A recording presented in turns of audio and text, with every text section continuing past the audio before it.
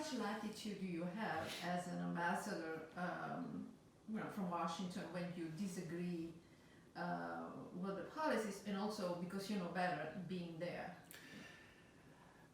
That's one of the real tricks, I think, of the trade. And there's no single answer. I think it depends on the time and the place. In some places, Madeleine Albright, it didn't happen to me, but when Larry Rawson first got to Kosovo, Madeleine Albright, Secretary of State, was on the phone to him 6 times a day, including 3 in the middle of the night. You could hardly breathe. I always worked to establish a little space and try and create more latitude.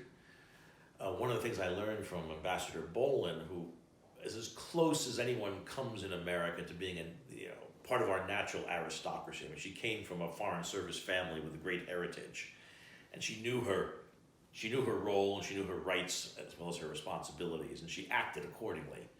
And I think if you act that way, you create a little of that space for yourself.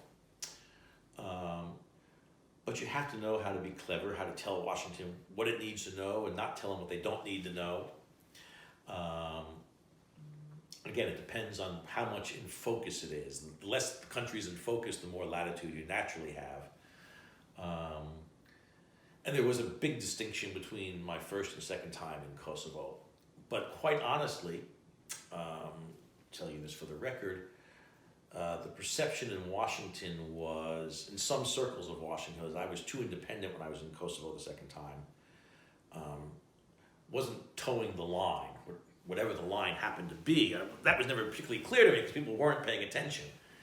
It was different in 2000. It was different in 2000, where they were clearly paying a lot of attention. By 2009, it was yesterday's news. The parade had moved on in Washington. I think that's ever more true. Kosovo is the whole region is ever less a focus of attention at the moment. Washington reacts to the crisis of the day in the headlines. And it's a good news, bad news story. Kosovo is not in the headlines today, so it doesn't get a lot of attention. It's good news that it's not in the headlines, by and large. And so you have to it's an art, it's not a science.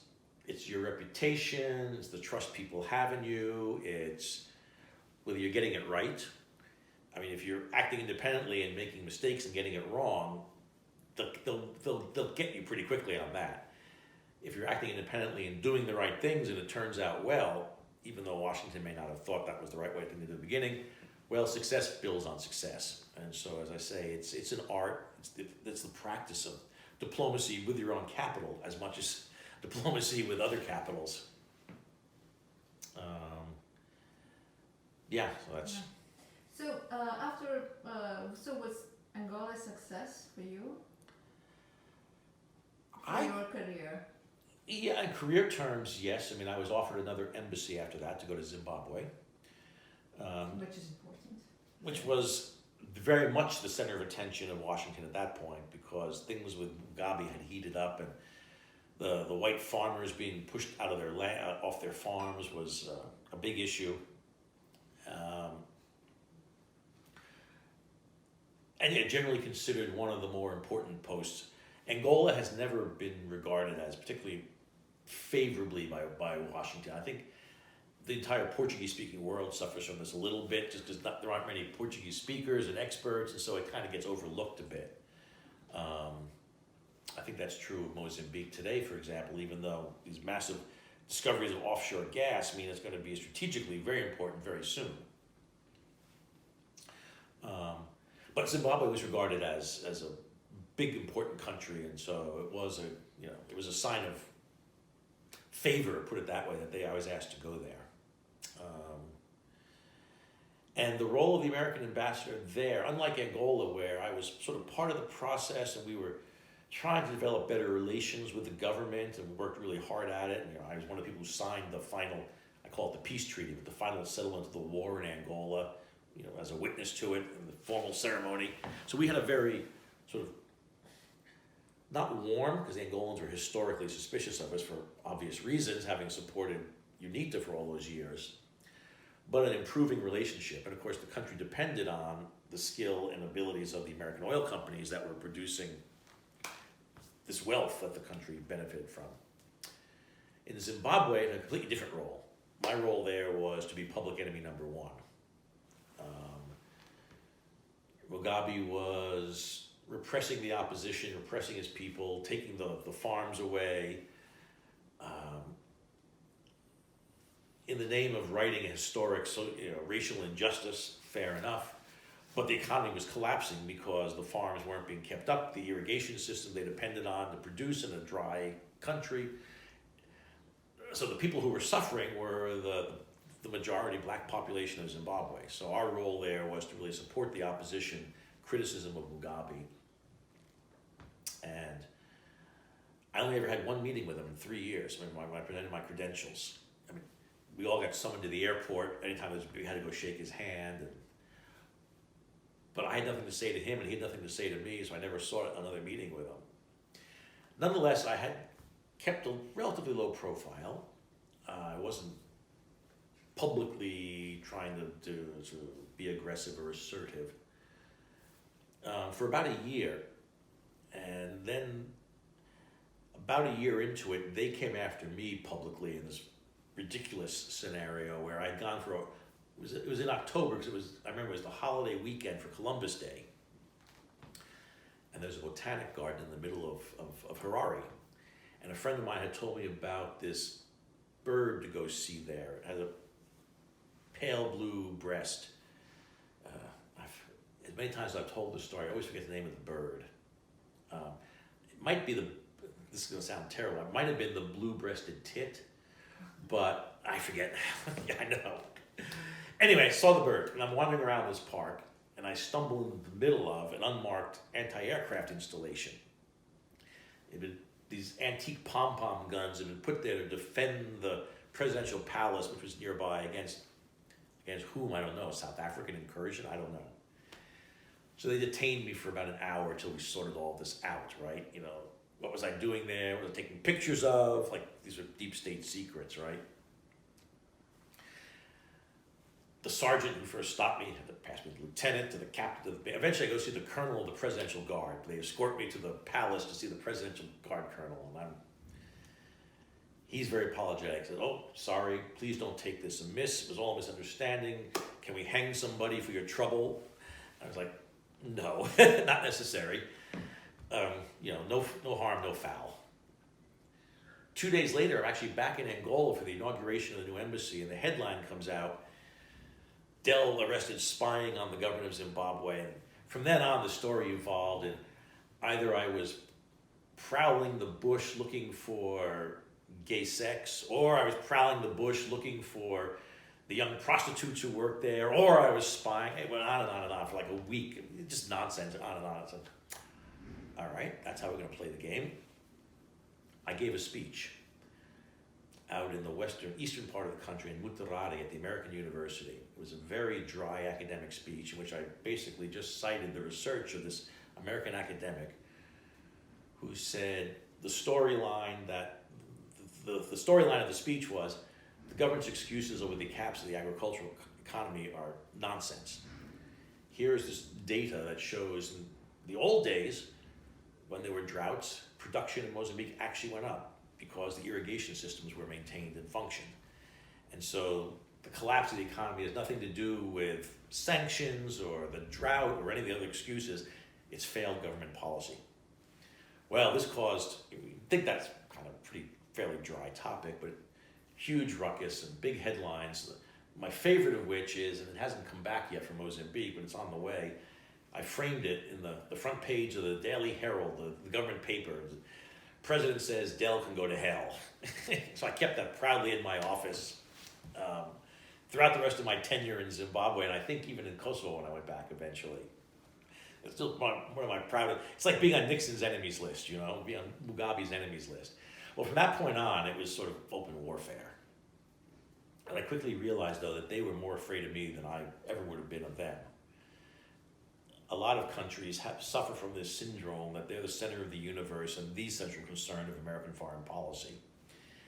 And the president, Mugabe, really believed the United States might send the Marines in or something. You know, that was never going to happen. But as long as they believed that, I knew that I had a lot of latitude. Back to your other question about what I could say and do publicly.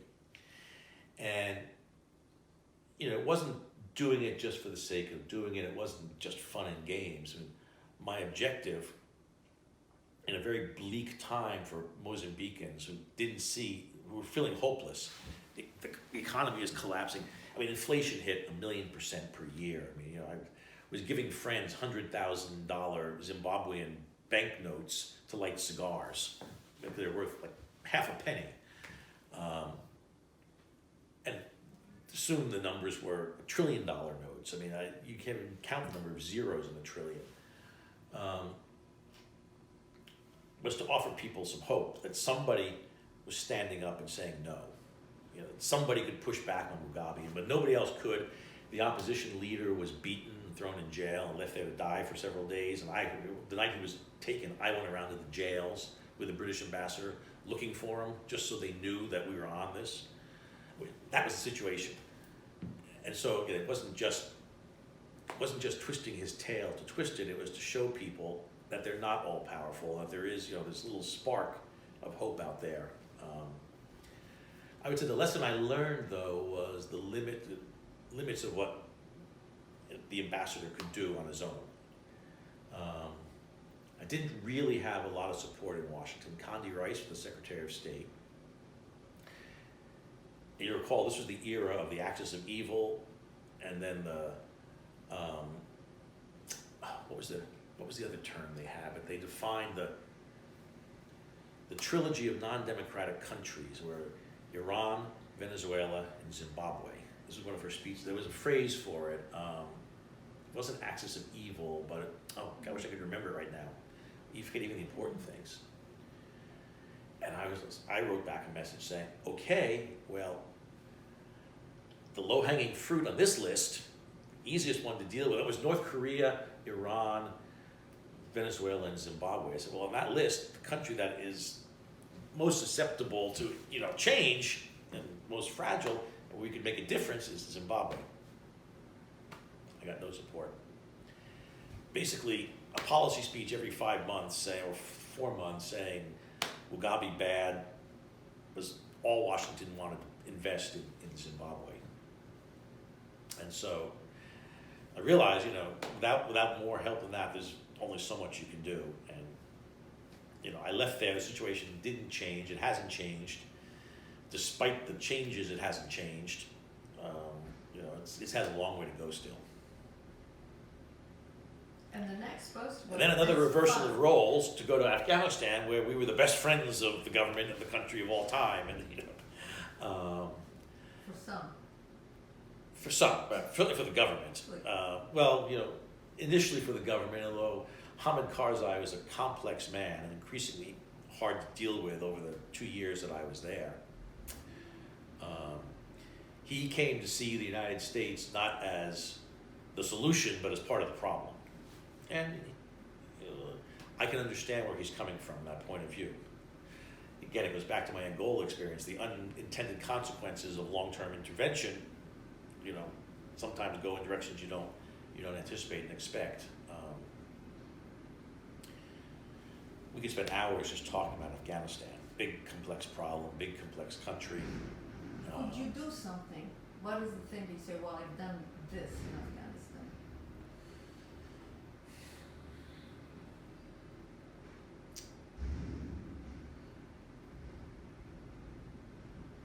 I believe that our aid program there really has done a lot of good.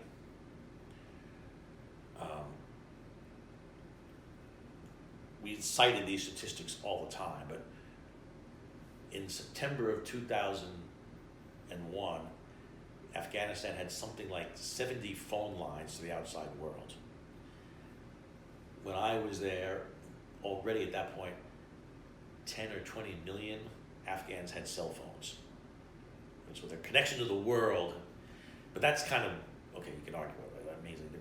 I think education for girl children, where they had been deprived of education, and now there's a generation of Afghan girls, many of whom are now women, who've received a decent education. I think that's something you can be proud of.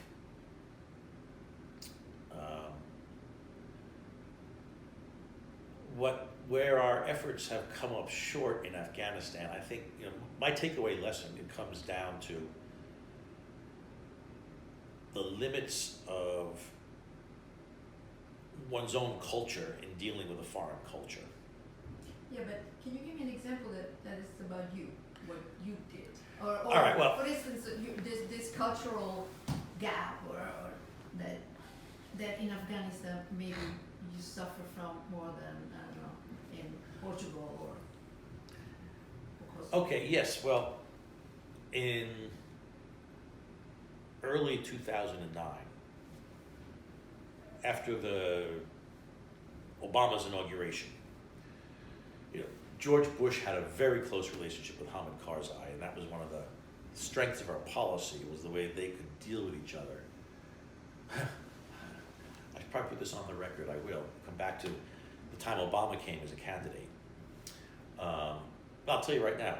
So Obama, remember the trip Obama made in July of 2008? He went to Afghanistan and then to Berlin, where he gave the big speech and was received by an adoring mob of 200,000.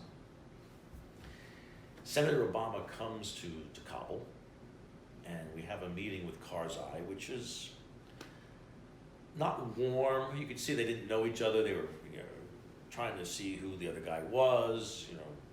I mean, at that point, it was pretty clear Obama was going to be the Democratic candidate, so he was one of two men likely to be the next president, so Karzai had a big interest in trying to understand him, and vice versa. After the meeting ends, Karzai takes him for a stroll around the courtyard of the old king's palace where the presidency was set up in this garden. And so it's a chance for them to sort of chat a little more one-on-one. Of course, there's this entourage of all their followers-ons and myself and all the American Western media out there. And at the end of this little walk around the gardens, Karzai turns to say goodbye to Senator Obama and hands him an Astrakhan hat, which is a luxury good there. It's made from the skin of an unborn lamb. And it's a very prestige object. Only the most just sort of, upper class people wear them, can afford them.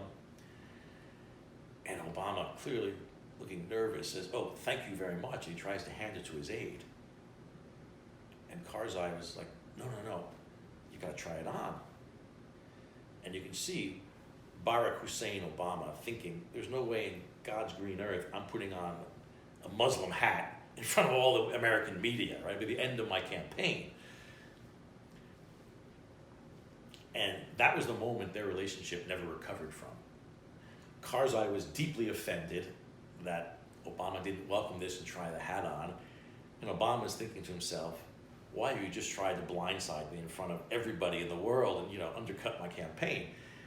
Neither one of them intended that, right? That wasn't, but clearly their relationship never recovered from that moment. And it was never warm or close the way it had been with Bush, or understanding. So in February of 2009, Obama's first big foreign policy decision, against his instincts apparently, but he lets himself be convinced to have a mini surge. He's going to send an additional, 30,000 American troops into Afghanistan. Meanwhile, there are elections looming in the background. Karzai is supposed to have elections. He's not supposed to stand and run and win the presidency again. And lo and behold, who appears in the scene as the senior American in charge of all things Afghan? The aforementioned Richard Holbrooke, who at this point was even larger in life, in his own mind at least, but clearly disappointed that he's not Secretary of State.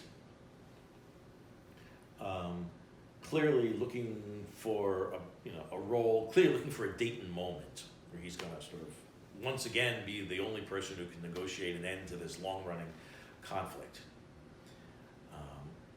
And it was terrible dealing with him again. The ambassador was away, I was chargé, and some démarche about elections had to be delivered.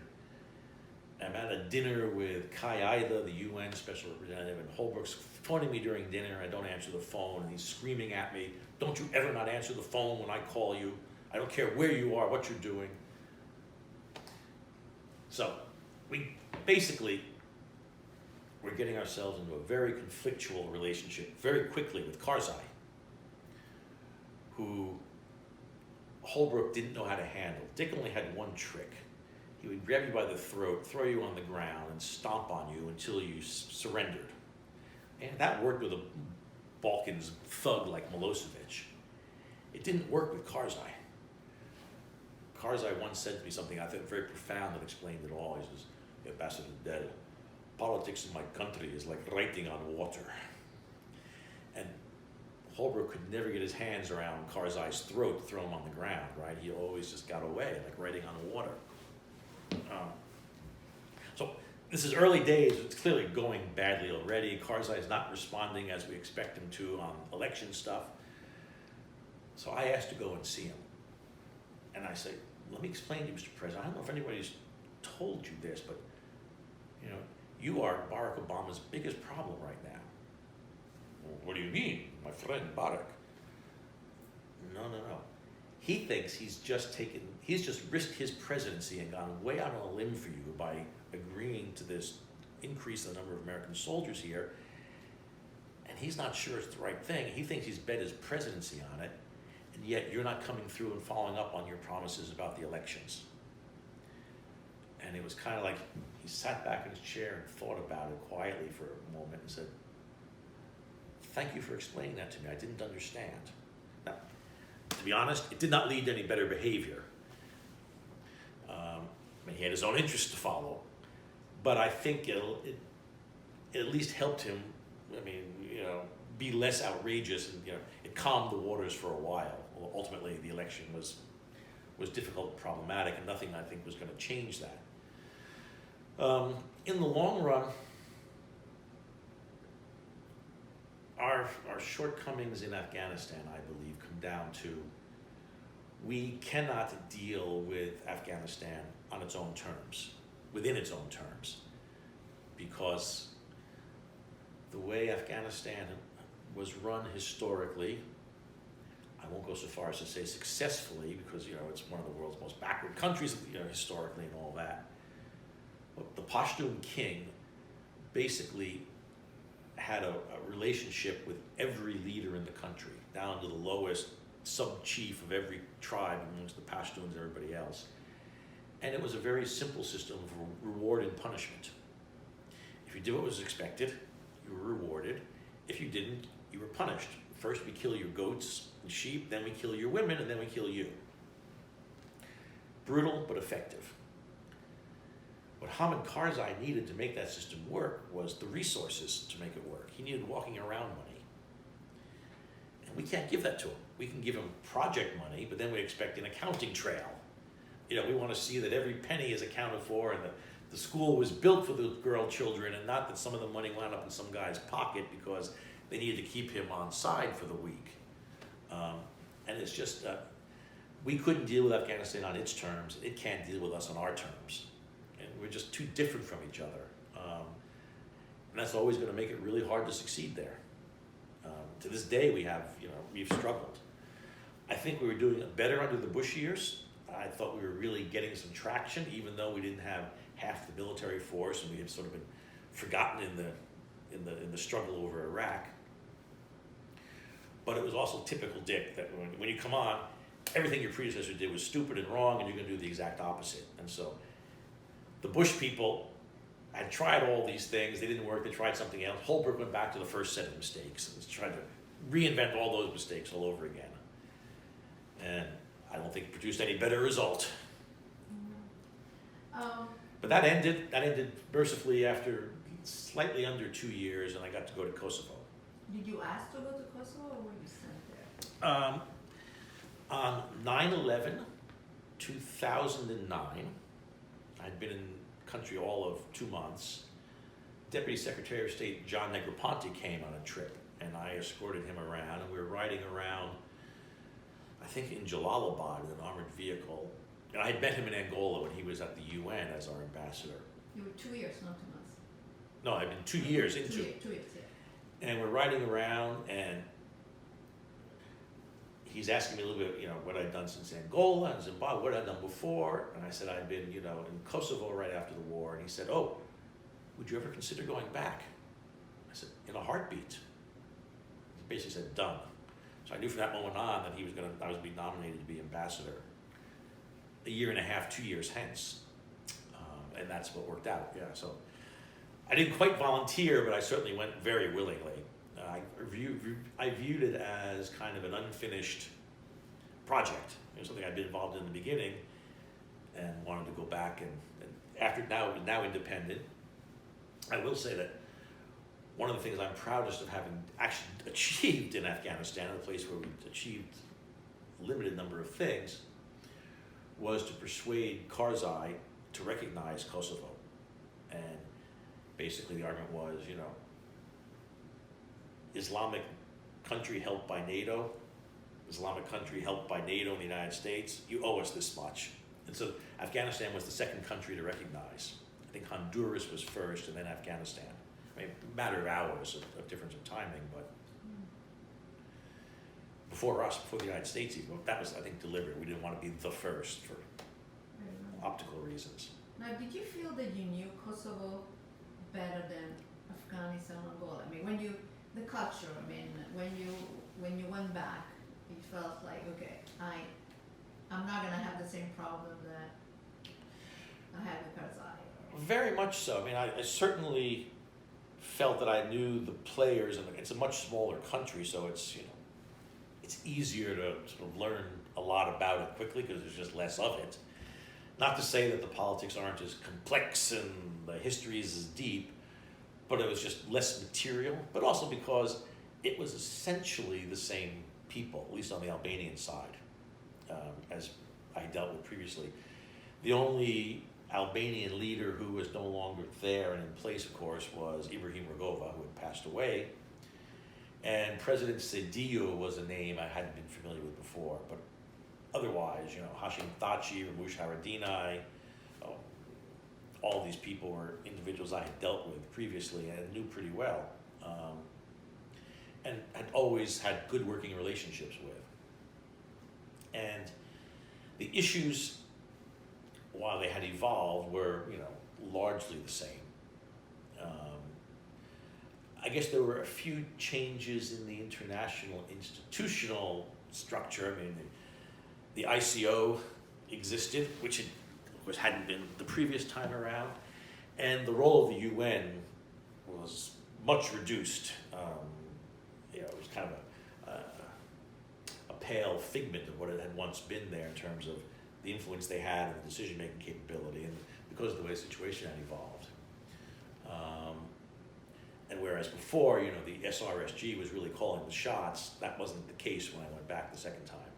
But on the Albanian side, it was largely the same characters, many of the same Serbian characters. I mean, Ivanović was still a player. Bishop Artemije, Father Sava, all these people were still, individuals I had known the first time around. Rada Trajković, although she had become less active and more marginalized. There was a new class of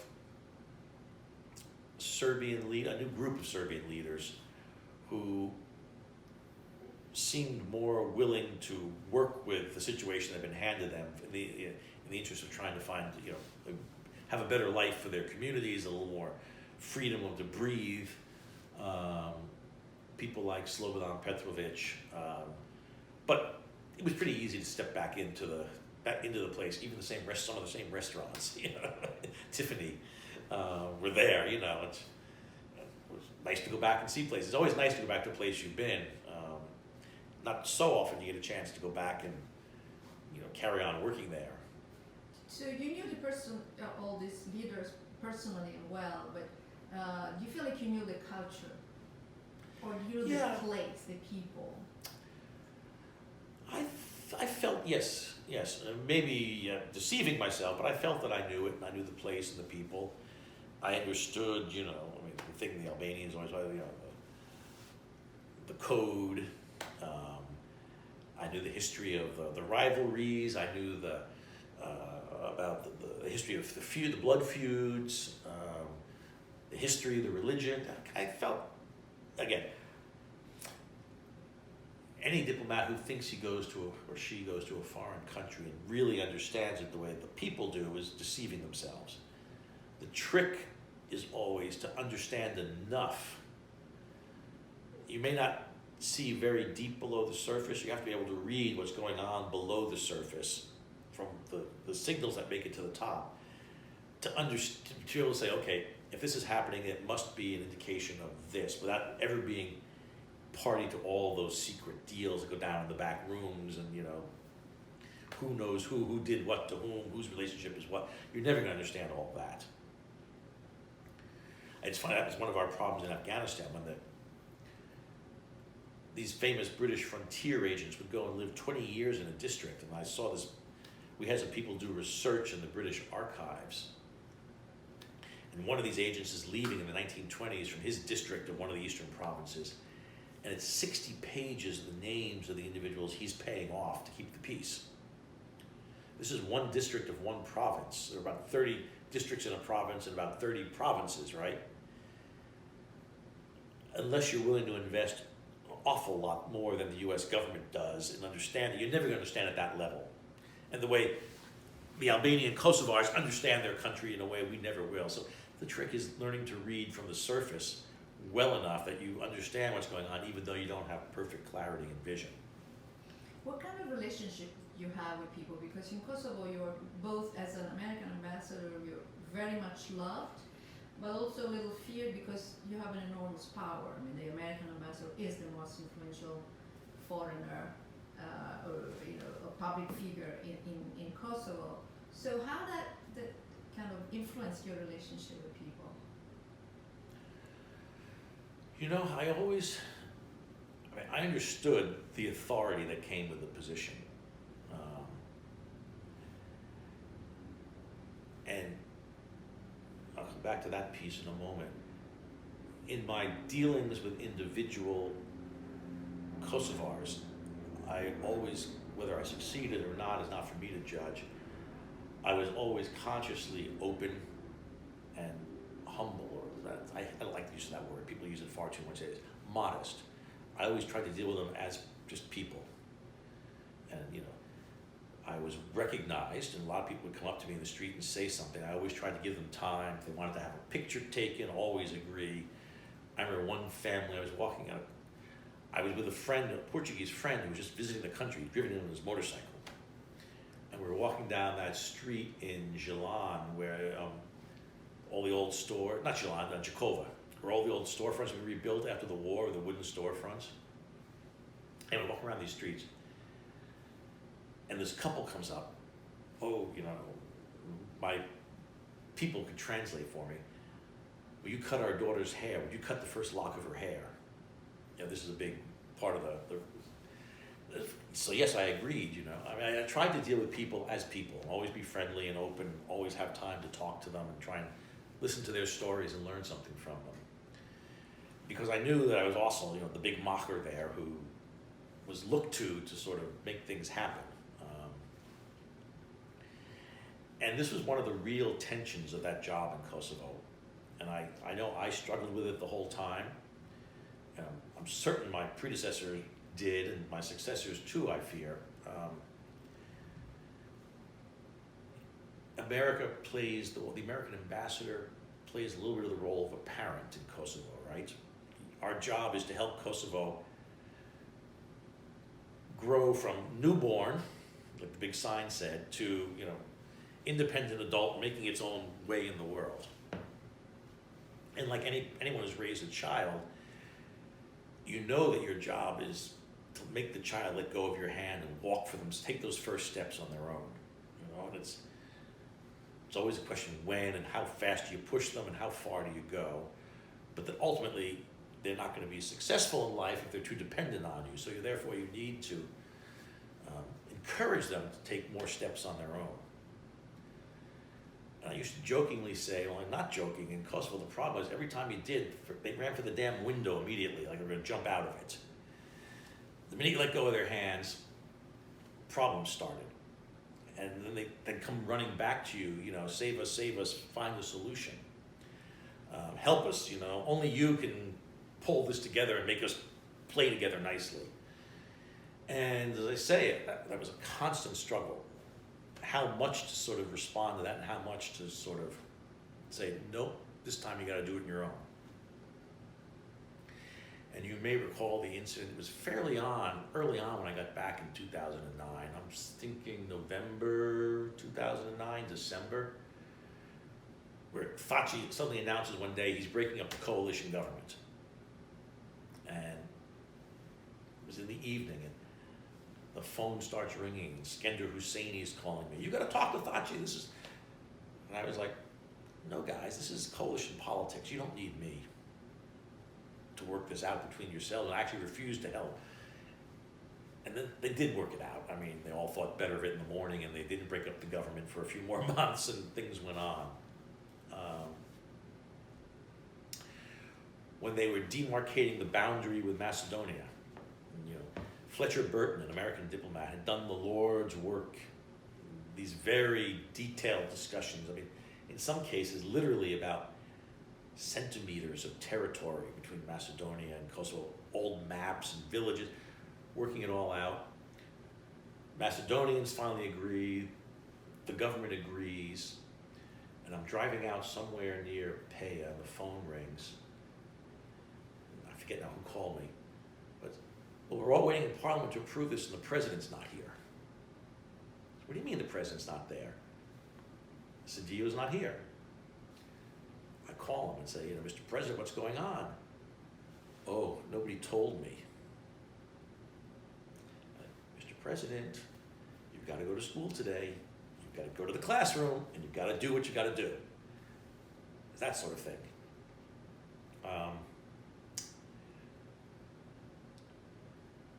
It was harder than that still, because I don't feel that I really had the kind of committed partners from the rest of the international community that we needed there to succeed, which therefore only magnified the role of the American in ways that I didn't want to see happening, but I was powerless to stop from happening because there was nobody else to turn to. And at different times, in different places, you know, different people were more supportive or less supportive, but there was never, it was always a challenge to maintain that coalition of the people committed to moving Kosovo forward. There was no point anymore. Well, there absolutely was. But, you know, the European Union had its own perspective and its own set of issues. The ICO had its own perspective and issues. And all these things overlapped in very complex ways that meant that there was that it was difficult to maintain consensus about the way forward. And when these issues flared up about what to do in the North, it was always the perennial problem, what to do in the North. But I remember earlier, so I said I discovered this new group of Serbs who were willing to be supportive of the changes that had happened in the name of looking for a better deal for their own community. And Lord forgive me because I don't remember the details, but you know, so the elections in the fall of 09, was it 09 that the municipal elections were held? Yes, I believe so. And I say to my aid director, we're going to go, you know, borrowing a page from Frank Carlucci's book, we're going to go spend money in those Serb communities and show them that there is value in the Kosovo state. Trash collection, putting out trash containers. If they didn't have, trash was being thrown in the streets. And there was a lot of pushback, not on the trash cans, but from the whole elections, from the British and from the ICO. And I don't remember now the reasons why they were opposed to doing it. Oh, we couldn't do it if they weren't going to hold them in the North at the same time, I think was the argument. So, you know, can we be sure, what if we try to hold them in the North, they don't work? I said, well, create the conditions. If people don't vote, that's their choice, but we can create the conditions. So eventually we go to have elections. And it was maybe my best day in Kosovo when tens of thousands of Serbs actually showed up and voted in these elections. It had worked. I mean, people decided, okay, Belgrade's doing nothing for us. We have some of our own leaders, let's get them in the positions of power and maybe they can deliver things to the community. And look, things have already started to happen. You know, we have trash collection now. I think that was kind of the high water. I knew it was going to go well, but things had changed in some deep way. I went with Hashim Thaçi at some point. He wanted to go and meet in the Serb community, which itself was a remarkable shift from 9 years earlier. Sitting in the living room of some poor Serb farmer, I think this was around Kosovo. No, it was like Lipian, the Lipian area. Him being welcomed to the Serb guy's living room, sitting down, being offered rakia, the two of them talking about his issues as a farmer, and Thaçi, when we left, said, get him a tractor. Okay? Retail politics, at its most basic, you know, kind of, the job of mayors is to make sure the lights are on, the trash gets collected, the schools are open. This was real retail, they were doing retail politics. It wasn't about ethnicity, it was about how you get guys to come out and vote. And I thought this was a remarkable shift in the underlying dynamic between the two ethnic groups. And then the elections happened, and you know, there were enough Serbs who voted that it was legitimate out. They elected people and that was legitimate. They could form part of the government, they formed their own municipal councils. And I think that was kind of a high watermark in the relationship between the two communities and the hope that we could improve those. I haven't followed it, you know, in the last few years closely at all, but things, it seems to have slipped quite a bit since then, and Belgrade has managed to reassert itself and stirred up all the old arguments again. And the progress we've made has probably largely slipped away, and I fear that the net result is Serb communities, again, are more isolated than they were, and probably struggling more than they, you know, for jobs and municipal services and all those things than they were from, say, 2009 to 12. What is the best thing you've done in Kosovo, in your estimation? For Kosovo?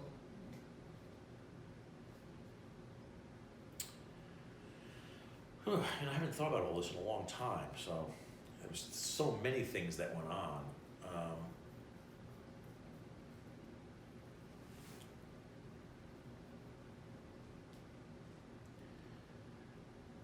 We fought a long, hard fight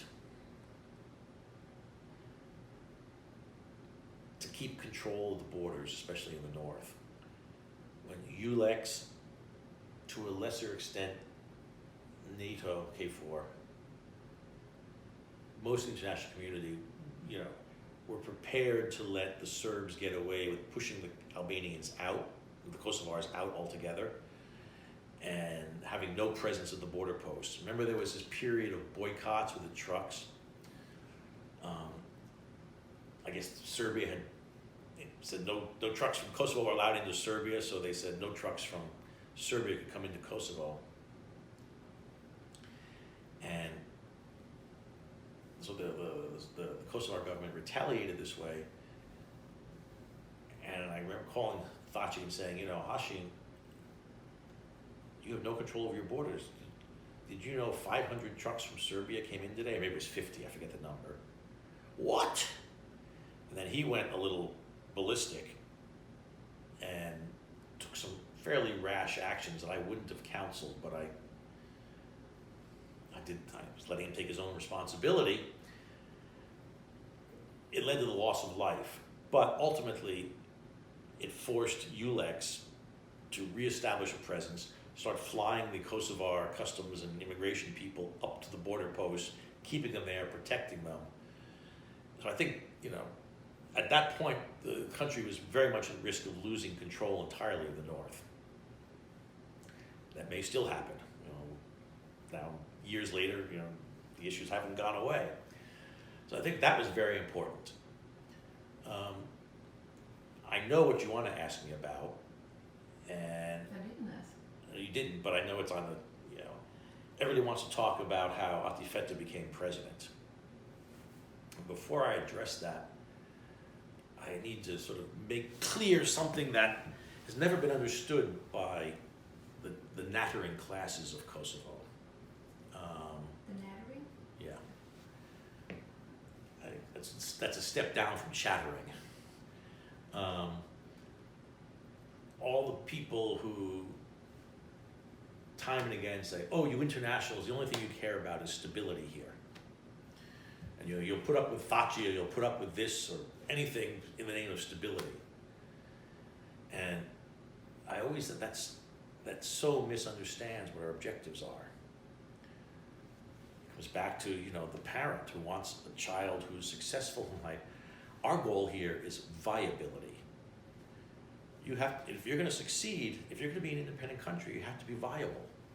You have to have the ability to create jobs, have an economy, run your own politics, and find your way in the world.